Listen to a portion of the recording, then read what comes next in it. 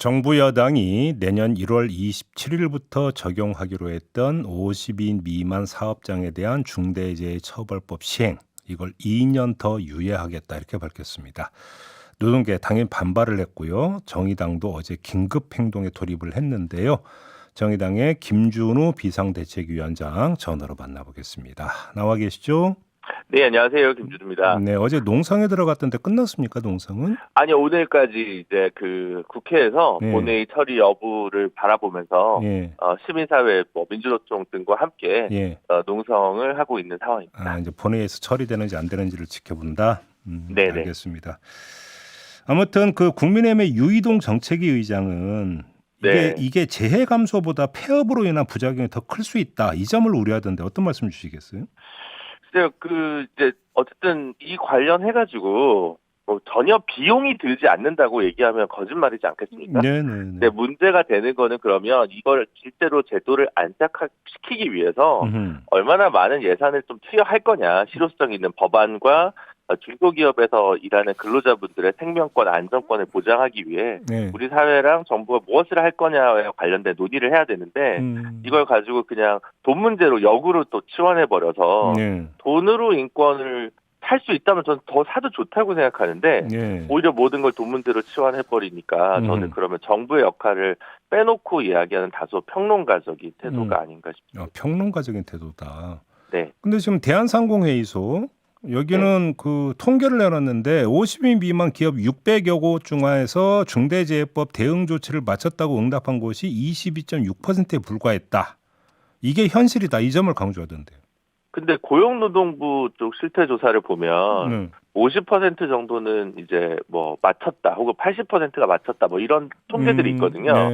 그래서 이 통계는 늘 참 경론이 벌어질 때 본인한테 유리한 걸 사용하지 않습니까? 그래서 그걸 그대로 좀 받아들이긴 곤란하지 않을까 싶습니다. 네. 아무튼 어제 정부 여당이 중소기업 안전 지원 방안이라는 것도 지금 내놨잖아요. 이건 어떻게 평가하세요? 1조 2천억 규모의 예산을 드리겠다. 그러니까 일단 유예를 해달라 이런 말씀이신데 사실은 자세히 뜯어보면 지난 3년간도 요 관련 예산이 한 1조 1, 2천억 원이 계속 됐었거든요. 그러면 50인 미만에 더 확대를 하려고 한다면 사실은 더 많은 액수를 증액했어야 된다고 좀 보여지는데 그럴 의도가 애초에 없는 워낙 감액한 그러니까 물가 실질 상승률에 미치지 못하는 어떤 예산 증액 범위 아니었습니까? 전체 정부 예산이. 그런 점을 봤을 때 좀 저는 진정성이 떨어지는 주장이 아닌가 싶습니다. 아무튼 이게 시행 유예를 하려면 법을 바꿔야 되는 거잖아요. 네, 그렇습니다. 그러니까 결국 이제 국회 통과를 해야 되는데 지금 이제 민주당이 관건인데 지금 보도를 보면 민주당은 일단 거부했다는 보도가 나오던데 어떻게 파악하고 계세요?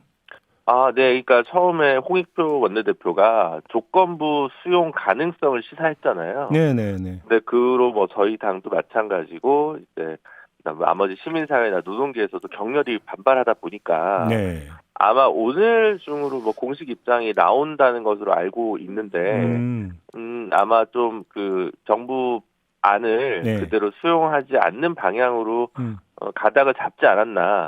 저도 그렇게 얘기는 들었는데 제가 요즘 국회로 출근하고 있거든요. 근데 여기는 본의 아닌 거짓말이 많더라고요. 시시각각 정세가 바뀌니까요. 못 믿겠다 이 말씀이시네요? 아니야, 못 믿겠다는 건 아니고 제가 공유받거나 보고받거나 하기로는 아마도 정부 입장에 동조하지 않는 쪽으로 큰 틀은 잡은 걸로 알고 있는데 오늘 아마 민주당이 의총을 본회의 전에 아마 할 겁니다. 그때쯤 정하지 않을런지 싶어서 그래서 제가 다른 당 사정이다 보니까 이야기 드리는 게 조금 조심스러워지는 것 같습니다. 그러니까 끝까지 경계 모드로 지켜본다 이런 말씀이신 거죠? 네, 그렇습니다. 네, 알겠습니다. 저희의 입장이 확고하니까요. 알겠습니다. 이 문제는 이 정도로 하고요. 좀 다른 문제 몇 가지만 좀 여쭤볼게요.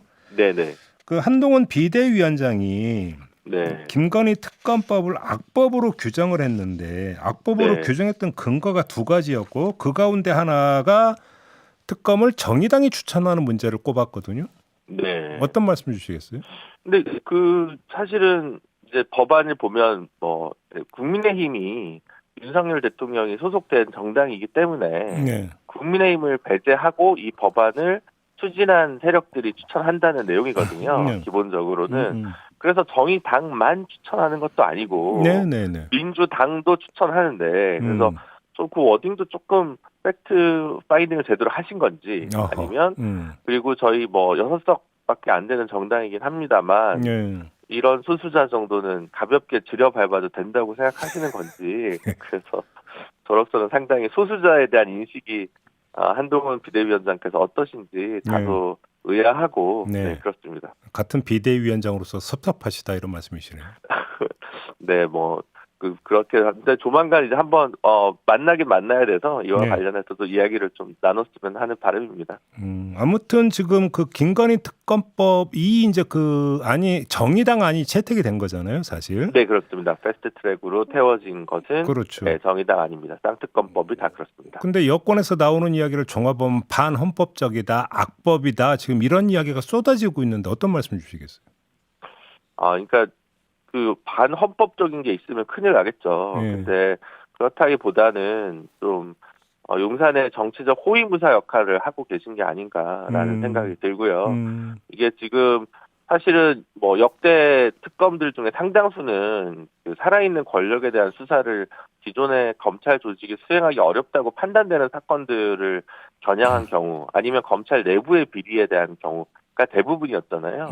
그래서 그런 취지에서 사실은 뭐 다양한 특검들이 있었고 그 특검들이 있거나 아니면 정권 말기에 수사가 돼서 대부분 현 정권의 당시 정권들의 어떤 살아있는 권력의 핵심부에 있는 사람들이 구속된 경우도 굉장히 많았습니다. 불행하게도 이첩들 쉽게 비속이라든가 뭐 이런 분들이 있지 않았습니까? 그래서 저는 이게 전혀 새로운 일도 아닌데 왜 이 부분에 대해서 그렇게 언어의 인플레를 하시는지 의문입니다. 혹시 한동훈 비대위원장이 예방한다는 얘기는 없었습니까? 네, 지금 일정 조율 중에 있습니다. 연락은 오셨고요. 제가 취임했을 때는 제가 김기현 대표님 뵙자고 그쪽에 연락을 넣었는데, 일정이 바빠서 못 잡으시더니 이제 사임하시더라고요. 그래서 못 뵀던 거고, 제가 김기현 대표님을, 그때는 제가 먼저 찾아가야 될 입장이었는데, 이번에는 먼저 연락을 주신 것 같습니다. 그래요? 일정 조율 중이다? 알겠습니다. 네네. 유호정 의원 문제 좀 여쭤봐야 될 것 같은데요. 네. 왜 한숨부터 쉬세요? 네. 아니, 저희가 좀, 생산적인 얘기나 지향적인 얘기로 시민 여러분께 찾아뵈야 되는데, 자꾸 뭐, 징계 한 해 만에 이런 소식으로 이렇게 말씀드려야 되는 게 너무 송구해서. 네. 어차피 현실인데 어떡하겠어요. 유호정 의원이 한 언론과 인터뷰에서 뭐라고 이야기를 했냐면 비명계나 반윤계에 나가라고 하지 않는다 이런 말을 강조를 했는데 이 얘기는 혹시 그러면 그 1월이 돼도 탈당하지 않는다 이런 거 아니냐라는 해석이 좀 따라붙고 있는데 어떤 말씀 주시겠어요? 그래도 저는 어느 정도 결국은 탈당을 하셔야 되잖아요. 말하자면 저희가 볼 때는 그리고 본인 얘기로도 금태섭 의원이 하는 새로운 선택이라는 새로운 정당, 제3지대 정당의 후보로 4월 총선을 지역구에서 출마하시지 않을까 싶어요. 유호정 의원께서. 그렇다면 결국은 탈당은 시기의 문제라고 생각을 하고요. 그래서 저희는 그냥 그러면 그것은 빠르면 빠를수록 좋은 거 아니냐. 라는 말씀을 계속 드리게 되고 어쨌든 저희 입장으로서는 상징적인 1번 비례대표 의원이시잖아요. 유호정 의원이. 근데 어쨌든 유출되게 된 거 아닙니까? 저 입장에서는. 그래서 그러면 그 공천에 있어서는 좀 시민 여러분께 좀 죄송하다는 말씀을 저희가 드려야 될 것 같아요. 근데 이런 것들이 뭐 유호정 의원의 그동안의 기존에 성실했던 의정 생활을 제가 부인하는 것은 결코 아니고요. 어쨌든 다른 선택을 하게 된 부분에 대해서 저로서는 뭐 비대위원장으로서 뭐 책임감 있는 사과의 말씀을 다시 한번 시민 여러분께 드리는 게 맞지 않을까 싶습니다. 근데 결국은 관건이자 그 관심사가 그 유호정 의원이 어느 시점에 탈당하느냐에 따라서 정의당이 유호정 의원의 저거를 승계해서 다른 비례의원을 또 세울 수도 있는데 그게 안 될 수도 있는 거잖아요. 승계 시한이라는 게 있잖아요. 네, 그렇습니다. 1월 아마 말 정도, 28일, 29일 정도로 제가 알고 있는데요. 그 이후에 탈당하시게 될 경우에는 비례대표 의원 승계는 되지 않습니다. 혹시 유호정 의원하고 좀 대화 채널은 계속 열려 있습니까? 요즘은 제가 조심스러워서 연락을 못 드리고 있고요. 저는 뭐 간접적으로 연락을 주시고 계신 분들이 있는데 고민이 많으신 것 같아요. 근데 제 생각에는 만약에 요조 의원이 2월달 정도에 탈당을 하시게 되면 네.